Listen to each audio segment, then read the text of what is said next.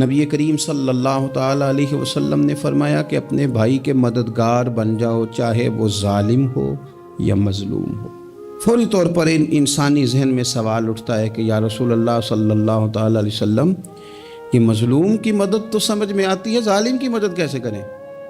تو اللہ کے حبیب علیہ الصلوۃ والسلام دیکھیں کتنا نفسیات کے قریب، کتنا آسان کر کے، کتنا انسانی سطح جس کو بڑی جلدی قبول کرے، اس طرح حضور نصیحت فرماتے، یا رسول اللہ صلی اللہ تعالیٰ علیہ وسلم یہ بھلا ظالم کی مدد کیسے کریں؟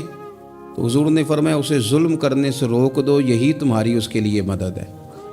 تم اسے سمجھاؤ کہ یہ بات غلط ہے، تم اسے کہو کہ تم زیادتی پر ہو، تم اسے کہو کہ تم غلط بات پہ اڑ گئے، تم اسے سمجھاؤ کہ جس رستے کے تم مسافر بنے ہو یہ رستہ ٹھیک نہیں ہے، یہ تمہاری مدد ہوگی اس کے لیے۔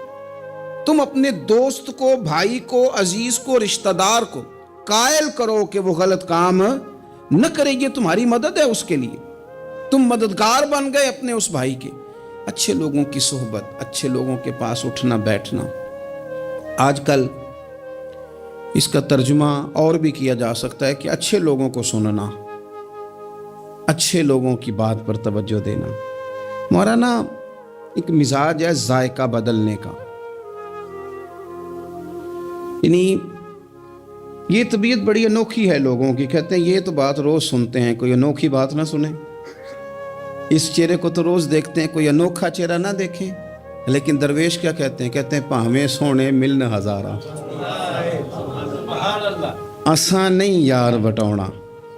او بھائی یہ مطلب سنو تو صحیح جی فلانا کیا کہہ رہا ہے۔ او بھائی خدا کے بندے پہلے تو اپنوں کی تو سن لے، وہ تو سمجھ لے، اس پر تو تھوڑا سا تو غور کر لے۔ ہم اس طرح الجھ جاتے ہیں اور قصداً الجھاؤ پیدا کرتے ہیں، ادھر بھی تھوڑا گئے، ادھر بھی تھوڑا گئے، اتنی بھی تھوڑی سنی، ٹھیک ہے، یہاں تو آپ پھر اتنا وقت رکھتے ہوں کہ سب کی بات سنیں اور اتنی صلاحیت رکھتے ہوں کہ اس کو پرکھ بھی سکیں، اور آپ اپنی ذہنی سطح پہ لا کے پھر صحیح کو صحیح کہنے کی طاقت رکھتے ہوں، غلط کو غلط کہنے کی اور جاننے کی صلاحیت رکھتے ہوں، تو آپ یہ کام کریں۔ لیکن اگر ایسا نہیں ہے تو پھر تو آپ اثر قبول کریں گے، پھر تو معاملات اور طرح کے ہو جائیں گے۔ اس لیے کوشش کریں کہ صالحین کی سنگت، نبی پاک صلی اللہ تعالیٰ علیہ وسلم نے فرمایا، میرا خیال ہے اس عنوان پر اس سے زیادہ قیمتی بات نہیں ہو سکتی۔ اللہ کے حبیب علیہ الصلوۃ والسلام نے فرمایا کہ انسان اپنے دوستوں کے دین پہ ہوتا ہے۔ اوئے ہوئے، اتنی بڑی بات فرمایا، انسان اپنے دوستوں کے مذہب پر ہوتا ہے۔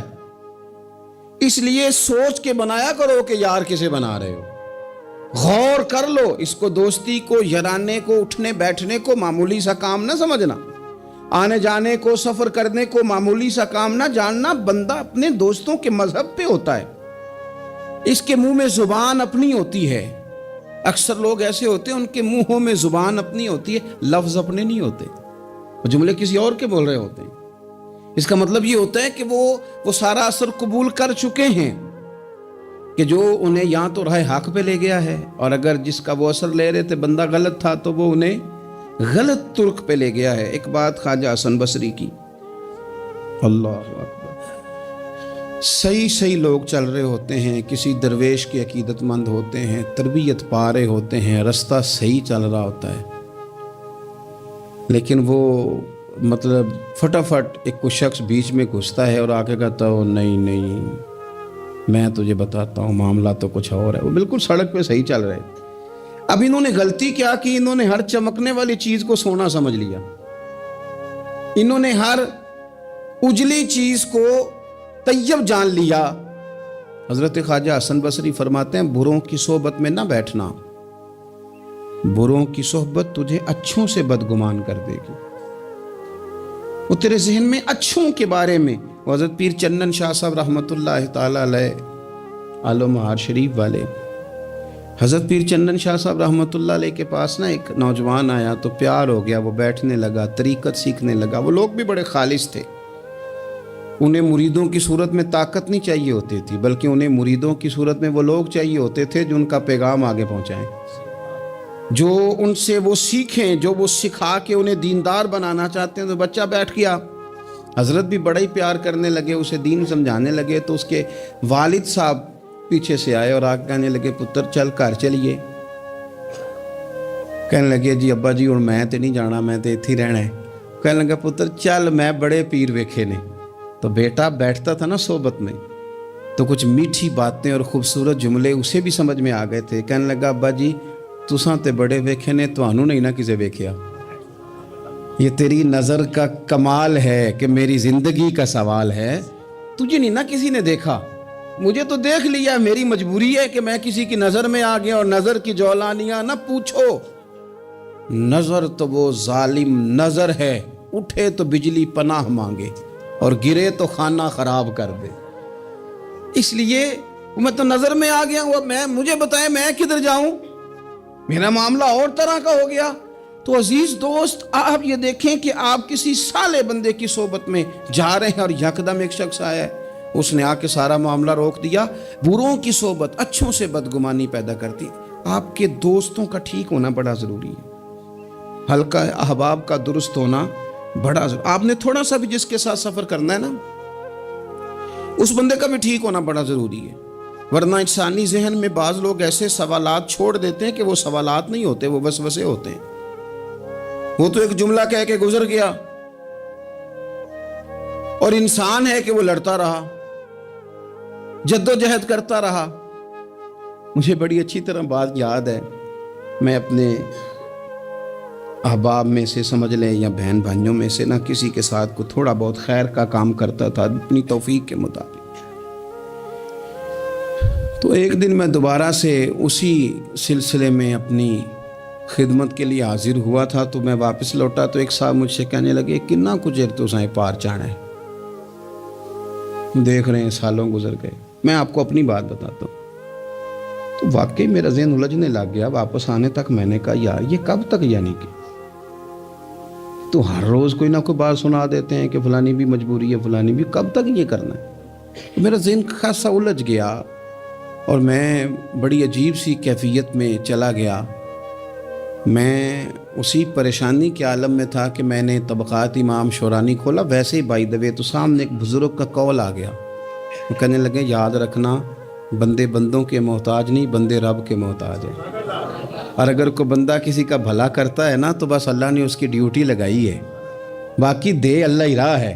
بندے بندوں کے محتاج، اگر کوئی بندہ کسی کو کچھ دیتا بھی ہے تو وہ اللہ کی دی ہوئی ڈیوٹی سر انجام دیتا ہے۔ بندے او ہو میرا تو رو رو کے برا حال ہو گیا، اور میں نے کہا تو کیا سوچنے لگ گیا تھا، تو کچھ ہے؟ میں مسکین پرانا خادم، کسے در ملی نہ ٹوئی، تے واصف یار نے نظر جو کیتی تے واصف ہی ہوئی۔ وہ پتہ سارا ہے نا سردار نو کیتیاں دا، اے دا پردہ چپایا ہی چلو بھلا ہو سی۔ الجھے نہیں، لوگ الجھا دیں گے آپ کو، چھوٹی سی بات کریں گے آپ الجھ نہیں، آپ کہیں گے اوہ میری وجہ سے چل رہا، تیری وجہ سے کچھ بھی نہیں چل رہا، کچھ بھی نہیں تیری وجہ سے چل رہا۔ بڑے بڑے تھے جو قبروں میں لیٹ گئے، ہوئے نامور بے نشاں کیسے کیسے، اور زمین کھا گئی نوجوان کیسے کیسے۔ کہاں میرے بھائی کسی کی وجہ سے نہیں، یہ نظام میرے رب کا ہے اور میرے مالک کی قدرت سے چل رہا ہے، یہ نبی کریم علیہ السلام کی نگاہ کرم سے چل رہا ہے۔ اس لیے الجھے نہیں، آپ کو لوگ الجھائیں گے، کہیں گے کب تک جی آپ تو فلانا تو بس ایسے ہوگا، نہ الجھے نہیں، کبھی نہیں الجھے۔ سنیں، ہمارے ارد گرد کے حلقہ احباب کا ٹھیک ہونا اتنا ضروری ہے کہ داتا گنج بخش علی اجویل رحمت اللہ علیہ فرماتے ہیں کہ مکہ معظمہ میں ایک شخص طواف کعبہ کر رہا تھا۔ بڑے سارے لوگ کہہ دیتے ہیں دعا میں یاد رکھنا، دعا میں یاد رکھنا، تو وہاں نا اپنی طلب اتنی زیادہ ہوتی ہے کہ وہ بندہ مطلب خزانے کے سامنے کھڑا ہے تو وہ کہتا ہے یہ بھی اپنے لیے لے لوں، یہ بھی اپنے لیے لے لوں، یہ بھی اپنے لیے لے لوں۔ ہوتے ہیں کچھ لوگ جن کو مطلب جو نظروں سے ہٹتے نہیں، تو بندہ ان کے لیے دعا کرتا ہی رہتا ہے، لیکن زیادہ نہیں، میں آپ کو صحیح کہہ رہا ہوں، کم لوگ ہوتے ہیں۔ آج ہم جاتے ہیں بڑا مشکل سے سفر کر کے حرم شریف میں، لیکن بڑی آسانیاں، جہاز کا سفر ہے، بہت ساری آسانیاں۔ تو ایک بندہ 6 ماہ سال پیدل اس نے سفر کیا اور حرم شریف پہنچا، وہاں اس نے دعائیں مانگنی، اب اسے کوئی اور یاد آتا ہے؟ وہ تو بھائی خرچ ہو گیا، اس کا تو وجود تھکن سے چور ہو گیا۔ لیکن داتا صاحب رحمۃ اللہ علیہ فرماتے ہیں اس شخص کا حال یہ تھا کہ وہ حج کرنے گیا، جتنی بار بھی دیکھا نا کعبے کا طواف کر رہا ہے، غلاف پکڑا ہے، اور کیا پتہ کیا آ رہا ہے، یا اللہ میرے دوستوں کو ٹھیک کر دے، یا اللہ میرے دوستوں کی اصلاح کر دے، یا اللہ میرے دوستوں پہ فضل فرما دے، یا اللہ جو میرے ارد گرد رہنے والے ہیں انہیں اپنا قرب دے دے، ان کا رستہ آسان کر دے۔ وہ کہتے ایک درویش سے نہ ہی رہا گیا، اس نے کہا خدا کے بندے کچھ اپنے لیے بھی مانگ، جتنی دفعہ تجھے دیکھا ہے تو کہتا ہے یا اللہ میرے دوست ٹھیک کر دے، میرے دوست ٹھیک کر دے۔ وہ کہنے لگا تمہیں پتہ ہی نہیں، یہ بھی میں اپنے لیے ہی مانگ رہا ہوں۔ اس نے کہا اپنے لیے کس طرح مانگ رہا ہے؟ کہنے لگا وہ ٹھیک رہیں گے نا تو پھر میں بھی ٹھیک ہی رہوں گا۔ جب چاروں جانب سے مشورہ ہی خیر کا ملے گا تو میں کیسے بگڑوں گا؟ جب وہ سارے مجھے اچھی رائے دیں گے اور اچھی طرف ہی قائل کریں گے تو کیسے کام خراب ہوگا؟ تو میں بالواسطہ اپنے لیے ہی اللہ سے سوال کر رہا ہوں کہ یا اللہ انہیں سوار دے تاکہ میرا بھی فائدہ ہو جائے۔ اپنے حلقہ اثر میں ایک تو خود اچھی بات کریں، بری نہ کریں، اور دوسرا نہ کوشش کریں کہ ایسے لوگوں کے پاس جا کے بیٹھیں، اور جا کے بیٹھنے کے لیے بھی نا انسان کا پہلے ارادہ، پہلے نیت۔ ہم جب کسی جگہ جاتے بھی ہیں تو ہماری نظریں اتنی طائرانہ پہلے پڑتی ہیں، اتنی تنقید کرتے ہیں، پہلے ہم نے اپنے ذہن میں جو خاکہ بنایا ہوتا ہے نا کسی کا، پہلے اس میں اسے تولتے ہیں، پہلے ہم پوری طرح نچوڑ کے دیکھتے ہیں کہ کون سی چیز صحیح ہے اور کون سی غلط ہے۔ اس ذائچے میں اگر کوئی پھر بھی پورا اتر آئے، پھر بھی اس کی کہی ہوئی باتوں کو اس ذوق سے قبول نہیں کرتے۔ جب آپ کا سیکھنے کا مزاج ہے تو پھر تو ہمیں کہا گیا کہ یہ علم، یہ معرفت، یہ تو مومن کی گم شدہ میراث ہے، مومن کی ہے، اس سے گم ہو گئی ہے، جہاں سے ملے وہاں سے حاصل کرو۔ خیر کی بات آپ ذہن بنائیں، اچھا گمان کریں کہ یار میں نے سیکھنا ہے، تو آپ طالب علم سے بھی سیکھ لیں گے، چھوٹے بچے سے بھی سیکھ لیں گے۔ اگر آپ کا ذہن ہے اور اگر یہ نہیں ہے تو پھر میرے بھائی اینک اتنی تگڑی ہے، اتنی سخت ہے کہ اس کے شیشوں پر کوئی پورا اتر سکتا ہی نہیں، تو پھر کس طرح سیکھیں گے؟ آپ حضرت ابن الجوزی رحمۃ اللہ علیہ فرماتے ہیں کہ ایک درویش تھے، حضرت ابو ہاشم ان کا نام تھا۔ کہتے ہیں بڑی مجبوری تھی، مجھے کہیں جانا تھا تو کشتی نہیں مل رہی تھی، اچانک ایک کشتی گزرنے لگی تو میں بھی سوار ہونے لگا، تو ملاح نے مجھ سے کہا کہ یہ ایک صاحب بیٹھے ہیں، بڑے امیر ہیں، ساتھ ان کی کنیز ہے، انہوں نے مجھ سے بک کر لی ہے ساری کی ساری، کیا کدھر سی سالم کرا لیا ٹانگا، وہ ساری کی ساری بک کر لی ہے، تو میں تو کسی کو نہیں بٹھا سکتا۔ تو وہ جو صاحب بیٹھے تھے بڑے سیٹھ آدمی تھے، کہنے لگے میاں آپ کسی اور کشتی میں بیٹھو۔ جو ان کی کنیز تھی نا وہ کہنے لگی چہرے سے کوئی نیک آدمی لگتا ہے، چلو اتنی سواریوں کی جگہ ہے، کسی کونے کھدرے میں بیٹھ جائے گا، ہمارا کیا جائے گا۔ کہا اچھا چلو آ جاؤ۔ کہتے میں کونے میں بیٹھ گیا، تھوڑا رستہ آگے گیا، انہوں نے کھانے کا سامان نکالا، مجھے بھی کھلایا، لیکن کھاتے کھاتے میری نظر پڑی تو اس میں تو شراب کے برتن بھی تھے معاذ اللہ۔ پھر اس شخص نے کھانا کھانے کے بعد اس کنیز سے کہا کہ مجھے معاذ اللہ گانا سناؤ۔ وہ گانے گانے لگی، یہ میری طرف متوجہ ہونے لگا، مجھے کہنے لگا سنو، میں نے کہا میں یہ نہیں سنتا۔ پھر میری طرف شراب بڑھائی، میں نے کہا میں نہیں پیتا، تو کہنے لگا تو کیا سنتا ہے، تو کیا سنتا ہے؟ تو کہنے لگے میں سناؤں کیا سنتا ہوں؟ کہا سنائیے۔ فرماتے میں نے قرآن پاک پڑھنا شروع کر دیا۔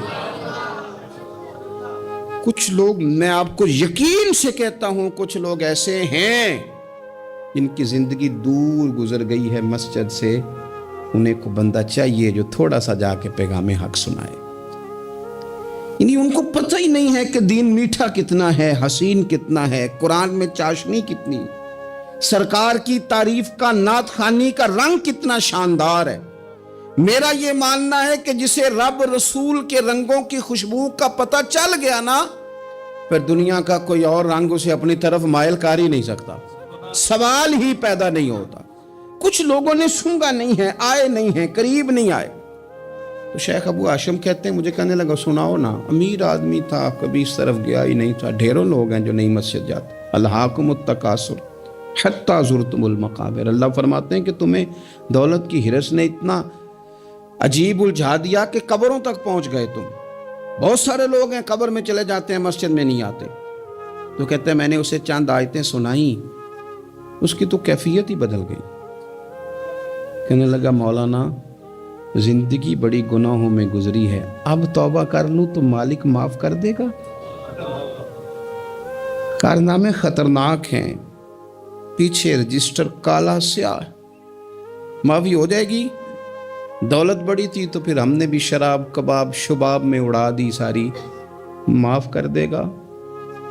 تو کہتے ہیں میں نے کہا ہو بندے کے آنے کی دیر ہے، اس کی رحمت تو فوراً ہی قبول کر لیتی ہے۔ ویسے بھی عدل کریں تے تھر تھر کمبن، اونچیاں شانہ والے تجھے فضل کریں تے پھر تے بخشے جامن میرے جے منہ کالے۔ کہتے اس نے اس کنیز کو آزاد کیا، دولت اللہ کی راہ میں خیرات کی، 40 سال میرے ساتھ رہا، پھر میں نے اس کی زبان سے سوائے خیر کے جملہ نہیں سنا۔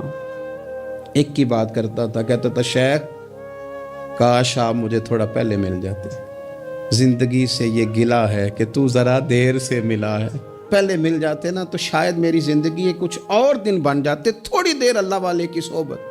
آپ فرماتے ہیں پھر وہ 40 سال کے بعد میرے سامنے انتقال ہوا، میں نے ہی دفن کیا، میں نے ہی قبر میں اتارا، جنازے کا اہتمام بھی میں نے ہی کیا، میرا یار تھا، دل لگ گیا تھا، پیار ہو گیا تھا، میں پریشان رہتا۔ ایک دن خواب میں مل کے مجھے کہنے لگا فکر نہ کر، میں نے اپنے رب کو بڑا ہی مہربان پایا ہے، میں نے اسے بڑا کریم پایا ہے، معاف کرنے والا پایا ہے، درگزر کرنے والا پایا ہے، اس نے فضل فرما دیا، میرے گناہوں پر اس کے عفو و درگزر کا قلم چل گیا ہے، اور میرے حق میں جو فیصلہ آیا ہے وہ رحمت والا ہی آیا ہے، فضل والا ہی فیصلہ آیا ہے۔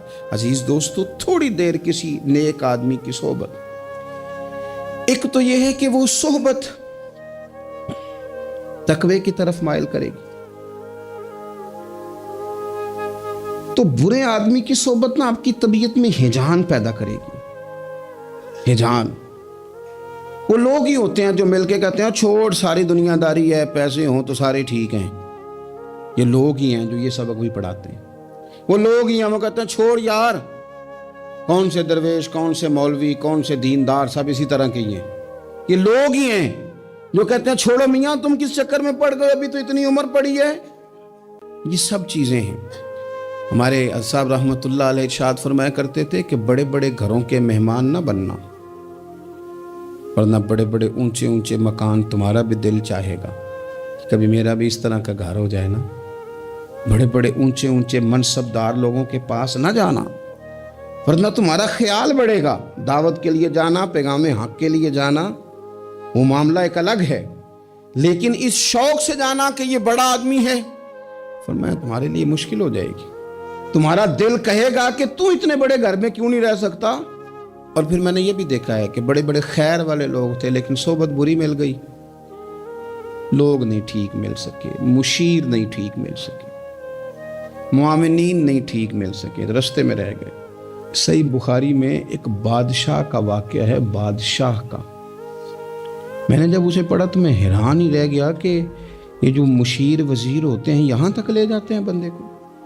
وہ ہمارے ایک وزیر صاحب نے تھوڑے دن پہلے کہا ہے بیچارے نا خبروں میں رہنے کے لیے اس طرح کی شرارتیں کرتے ہیں، اس کی وجہ یہ ہوتی ہے کہ ملک کا نظام تو چلتا نہیں، پھر وہ چاہتے ہیں کچھ لوگوں کو ادھر الجھا دو تاکہ وہ اصل سے ان کی توجہ ہٹ جائے۔ انہوں نے کہا جی قائد اعظم اسلامی ملک نہیں بنانا چاہتے تھے، تو کون سا بنانا چاہتے تھے؟ پاکستان کا مطلب کیا؟ لا الہ الا اللہ محمد رسول اللہ صلی اللہ علیہ وسلم۔ میں آپ کے جواب میں صرف اتنی بات کہوں گا کہ جو پاکستان بنانے والے تھے نا وہ آپ کی طرح کے لوگ نہیں بنانا چاہتے تھے، آپ کی طرح کے لوگوں کے حوالے نہیں کرنا چاہتے۔ ہمارے لیڈروں کا یہ حال ہے کہ اس طرح کے لوگوں کو مشیر بنا لیتے ہیں، وزیر بنا لیتے ہیں، یہ کتنی رکاوٹ پیدا کرتے ہیں، کتنی تباہی کرتے ہیں۔ دیکھیے بخاری میں موجود ہے، ہرقل بادشاہ نے حضرت ابو سفیان رضی اللہ تعالیٰ عنہ جو اس وقت ابھی کلمہ نہیں پڑھتے تھے ان کو بلا کے نبی پاک علیہ السلام کے بارے میں ساری باتیں پوچھی، ایک ایک بات اس نے حضور کے بارے میں پوچھی، اور آخر میں یہ بھی پوچھا کہ کیا انہوں نے معاذ اللہ کبھی جھوٹ بولا ہے؟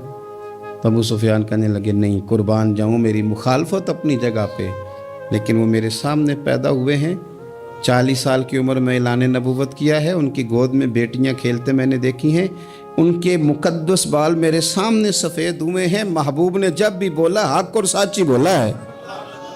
اس کی نا طبیعت میں دین اتر گیا بادشاہ کی. اس نے اس کے جواب میں بڑا خوبصورت جملہ کہا.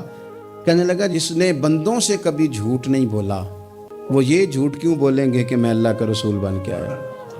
اس کی طبیعت تسلیم کر گئی کہ نبی پاک علیہ الصلوۃ والسلام سچے اور آخری نبی ہیں. اور اس نے اظہار بھی کیا. کہنے لگا مجھے یہ تو امید تھی کہ اللہ کے آخری محبوب علیہ السلام اپنی شانوں، عظمتوں، رفعتوں، بلندیوں سمیت تشریف لانے والے ہیں، پر یہ نہیں پتا تھا کہ وہ اہل عرب میں سے آئیں گے. اس نے کہا میں جلدی سے حاضر ہو کے نا حضور کی اطاعت قبول کرتا ہوں. لیکن بادشاہ تھا نا، بڑا آدمی جو ہوتا ہے نا وہ اپنے ماحول کو ذرا تھوڑا ساتھ لے کے چلنا چاہتا ہے. تو بادشاہ نے بھی نا اپنے جتنے اس کے وزیر مشیر تھے ان کو بلایا اور اپنے محل میں دعوت دی. ذرا انداز دیکھیے گا. اور خود بالا خانے کے اوپر چڑھ گیا، دروازے بند کر لیے اور اوپر چڑھ کے نا انہیں بالا خانے سے جھانک کے کہنے لگا تمہیں بھی پتہ چل گیا، مجھے بھی پتہ چل گیا اللہ کے آخری رسول تشریف لے آئے صلی اللہ تعالی علیہ وسلم. اب میرا خیال ہے کہ ہماری اور تمہاری بہتری اور بقا اسی میں ہے کہ ہم بیٹھے نہ رہیں، جلدی سے جا کے محبوب پاک کے دامن کو تھام لیں، حضور کی فرما برداری قبول کر لیں. اب جب بادشاہ نے یہ بات کی تو وہ جو وزیر تھے، مشیر تھے، ان کی حالت اتنی خطرناک ہو گئی کہ وہ تو دروازوں کی طرف دوڑے کہ کھولیں گے اور نوچ لیں گے بادشاہ کو. یہ کیا کہہ رہا ہے معاذ اللہ. اس قدر زیادہ ان لوگوں نے اظہار کیا استغفر اللہ معاذ اللہ دین سے دوری کا. جب بادشاہ نے یہ کیفیت دیکھی نا، اوہو، بندے دیکھ کے رب رسول سے دور رہ گیا. کہنے لگا نہیں نہیں بھائی، نہیں، میں تو صرف تمہیں آزما ہی رہا تھا کہ تم اپنے دین کے ساتھ کتنے پختہ ہو. ہم نہیں کہیں بھی جا رہے، ہم یہیں رہیں گے، یہی ہمارا دین رہے گا. ان وزیروں نے، مشیروں نے، دوستوں نے، قریبی لوگوں نے رسول اللہ کی غلامی میں نہیں آنے دیا. اتنا برا اثر کرتے ہیں یہ مشیر وزیر، اتنا خوفناک حال کر دیتے ہیں انسان کا قریب رہنے والے لوگ کہ سامنے کرم کا دریا بہ رہا تھا لیکن اس کی بدقسمتی دیکھو، وہ دور اس لیے رہ گیا کہ اس کے دوست ٹھیک نہیں تھے، مشورہ دینے والے ٹھیک نہیں تھے، قریب رہنے والے ٹھیک نہیں، یہ دور رہ گیا. اور نجاشی کلمہ پڑھ کے محبوب کا مسلمان ہو گیا. اور حضرت عائشہ صدیقہ فرمایا کرتی تھی نجاشی وہ خوش قسمت مسلمان ہے کہ جب وہ دنیا سے گیا تو اس کی قبر سے بھی نور نکلا کرتا تھا. اس نے نہیں بادشاہ دیکھی، غلامی کی رسول کریم. اور اس نے اپنے مشیروں پر لوگ تو یہاں تک بری صحبت اثر کرے گی کہ وہ دین سے دور لے جائے گی. اور ایک تو ہے دین کے قریب آنا. یہ جو بات آخر میں کرنے لگا ہوں نا، یہ زیادہ توجہ طلب ہے. جو لوگ کہتے ہیں نا میرا دل نہیں بدلتا، جو لوگ کہتے ہیں میری کیفیت نہیں بدلتی، ذوق نہیں آتا، تو یہ حدیث بتاتی ہے کہ ذوق بھی کوئی خاص صحبت میسر آئے تو پھر ہی قائم رہتا ہے. وہ جو محبوب علیہ السلام نے فرمایا نا کہ اللہ کا بندہ وہ ہے جسے دیکھو تو رب یاد آ جائے. خاص لوگ ہوتے ہیں جن کی صحبت میں بیٹھنے سے انسان کا دل اللہ سے جڑتا ہے، رسول اللہ صلی اللہ علیہ وسلم سے جڑتا ہے، دین پر عمل کرنے کو طبیعت چاہتی. ایسے لوگوں کی صحبت کتنی مفید ہے وہ ہمیں اس حدیث سے عکس کرنا ہے. حضرت حنظلہ رضی اللہ تعالیٰ عنہ اور مرکز وفا اور اس امت کے ادب اور عشق میں استاد حضرت ابو بکر صدیق رضی اللہ تعالیٰ عنہ، یہ دونوں حضور کی بارگاہ میں گئے. انداز کا اختیار کیا، کہنے لگے یا رسول اللہ صلی اللہ علیہ وسلم ہمارے دل کی تو کیفیات دو قسم کی ہیں. حضور جب ہم آپ کے پاس ہوتے ہیں نا، جنت اور دوزخ کا ذکر سنتے ہیں، ہمیں یوں لگتا ہے جنت اور دوزخ ہماری آنکھوں کے سامنے. دل کے اندر فوراً جذبات ابھر آتے ہیں کہ اب ہر خیر کا کام کرنا ہے، اب جنت ہی کی طرف مائل ہونا ہے. ہماری قلبی کیفیات، ہماری باطنی کیفیت بدل جاتی، نور علی نور ہو جاتا ہے سارا کچھ. لیکن حضور جب ہم آپ کی بارگاہ سے اٹھ کے گھر جاتے ہیں، بال بچوں کے پاس جاتے ہیں، تو پھر وہ حال نہیں رہتا. یا رسول اللہ صلی اللہ علیہ وسلم یہ کیا ہے؟ تو محبوب نے کیا فرمایا؟ آپ یقین کریں جو اہل طریقت اور تصوف ہے نا، یہاں ان کی روحیں مچل جاتی ہیں. حضور فرمانے لگے حالت ایک طرح کی نہیں رہتی، ہاں اگر تمہاری وہی حالت رہے جو تمہاری میرے پاس ہوتی ہے، اگر کیفیت باطنیہ وہی رہے جو میری بارگاہ میں ہوتی ہے، تو فرمایا تم بستروں میں موجود ہو اور فرشتے آ کے تم سے سلام کریں. تم ابھی رستوں میں ہو اور فرشتے تم سے ملاقات کریں. اگر تمہاری کیفیت وہ بن جائے جو یہاں ہوتی ہے, اگر تم اسی پر جم جاؤ, وہی حالت ہو جائے, تو پھر تو فرشتے گویا آئیں تمہاری زیارت کے لیے, تمہاری ملاقات کے لیے فرشتے آئیں. اگر کیفیات بدل جائیں کسی اللہ کے بندے کی بارگاہ میں بیٹھ کر, تو پھر اس کیفیت کو برقرار رکھنے کی کوشش کی جائے. اگرچہ حضور نے فرما دیا کہ کیفیات ایک جیسی نہیں رہتی, اور چلو میرے بھائی تھوڑی دیر کے لیے ہی صحیح, جتنی صحبت میسر آئے. شاید اسی لیے امام اعظم ابو حنیفہ رحمۃ اللہ علیہ کی عمر 60 سال سے زیادہ تھی. تو کسی نے پوچھا حضور کتنی عمر ہے؟ فرمایا عمر ہے 3 سال. حضرت آپ تو علم, عمل, روحانیت, معرفت کے شاہ سوار ہیں, تو ساری داڑھی سفید اور آپ کہہ رہے ہیں 3 سال. فرمانے لگے عمر وہی 3 سال ہے جو امام جعفر صادق کی خدمت میں گزر گئی. وہ کیفیات جو ان کی بارگاہ میں رہتی تھیں, وہ انداز جو ان کی بارگاہ میں رہتا تھا, جو ان کے پاس ہوتا تھا, وہ پھر کہیں اور میسر. ہر مشکل دی کنجی یارو ہاتھ مرداں دے آئی, اور مرد نظر کرے جس ویلے, اوئے ہوئے مرد نظر کرے جس ویلے, مرد نظر کرے جس ویلے, پھر مشکل رہے نہ کائی.